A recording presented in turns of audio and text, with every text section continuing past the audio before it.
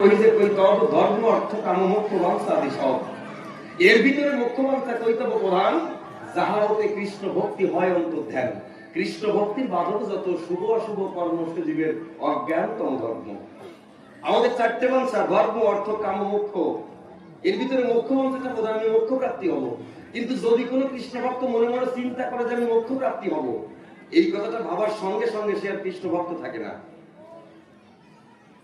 আপনি ভগবানের চরণ পাবেন, এই কথাটা যদি আপনি ভাবেন তাহলে আপনি কৃষ্ণ ভক্ত না।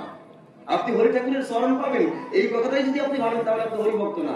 আপনি কি করবেন? গীতায় বলছে নিষ্কাম কর্মই শ্রেষ্ঠ, তুমি কর্ম করে যাও, ফলের আশা ত্যাগ করো, তবেই তুমি আমাকে পাবে। কি বাবা, সত্য কথা বলছি কিনা বলেন?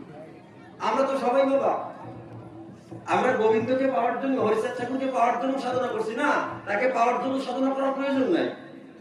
সাধনাটা আমি করব, আমি যদি যোগ্য ক্ষেত্র হতে পারি, আমি যদি যোগ্য পাত্র হতে পারি, ঘুরি বলবো না গোবিন্দ হরিচাঁদ আমাকে আশীর্বাদ করবে, তিনি আর না আশীর্বাদ করে থাকতে পারবে না। ঠাকুর তো বলে গেছে, হাতে কার মুখে নাম সচ্চরিত্র হবে, সত্য পথের থেকে সদা সত্য কথা কবে, তুমি না ডাকিলে হরি তোমারে ডাকিলে। কি হরিকে তোমার ডাকার দরকার নাই, হরি তোমাকে ডাকবে। এই জন্য বিভিন্ন মত পথ আমাদের থাকতে পারে, কিন্তু আমাদের মূলত একটা জায়গায় আমাদের যেতে হবে, আমাদের সনাতনী। আমাদের সেই জায়গাটা ঠিক রেখে আমাদের আলোচনা করতে হবে।